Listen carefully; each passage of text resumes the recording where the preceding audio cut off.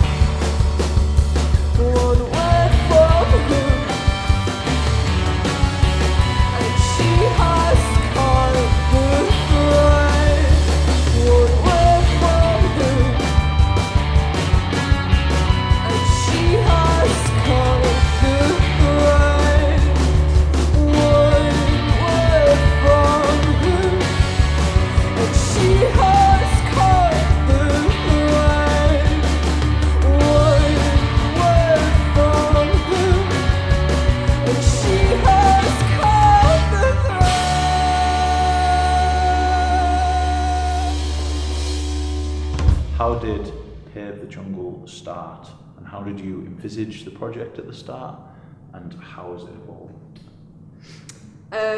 It started through coming off the back of another band, an old band called Ilsa. But I kind of wanted it to be maybe a little bit more polished. Is that the right word? I don't know. Bit of gloss. Bit more sheen on it. Yeah.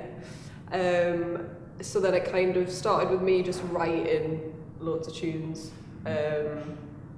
Didn't have a band in mind. Didn't know who we were going to play with. Scott was obviously playing drums because he's locked in now. That's it. He's not going Can't get rid of me. It's packed contract. Yeah.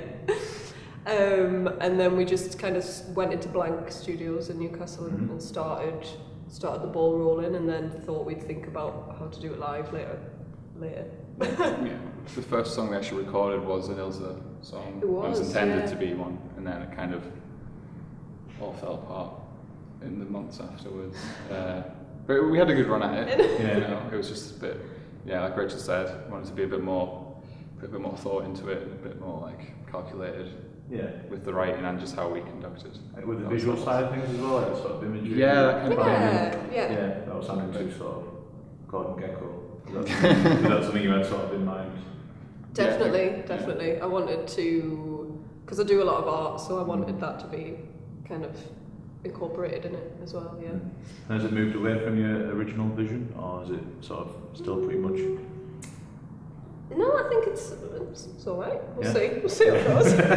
Didn't want to be in a jazz band, just turned into like a prog jazz band. So you started as a two-piece, you've just performed as a four-piece.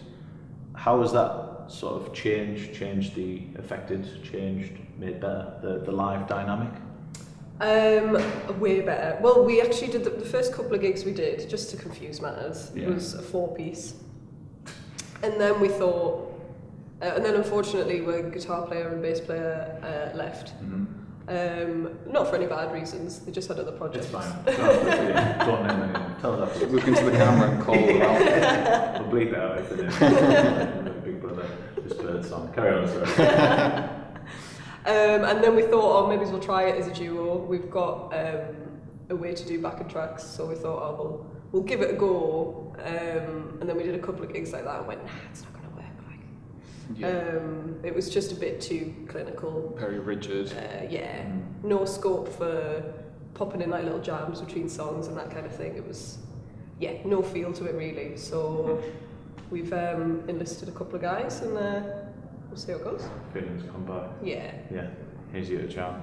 Yeah. Yeah. What about in terms of the dynamic? A bit more forceful, is it? A bit more bit Yeah. more meatier. Definitely, like the gigs we played to the track, it was like I felt really isolated at the back. Obviously, plugged into like the robot as we call it, Yeah. and just not having as many people around you on stage and stuff. It felt very peculiar. Isolated.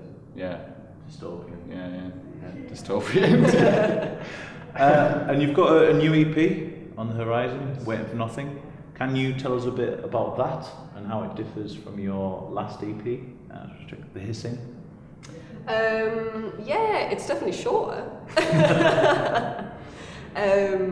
And written in a much shorter space of time as well. The Hissing was kind of just a bunch of songs that were floating around at the time. Stuck them on an EP. I didn't really think about it flowing or anything. It was just kind of a bunch of singles stuck together. Whereas I kind of thought it through more on Waiting for Nothing. And kind of wrote a little bit less about myself. I mean, I know I still use I a lot in there, but it's not necessarily about me. Less introspective. Yeah. When you say like focus what's going on in the world, or Yeah, a bit more observational. yeah.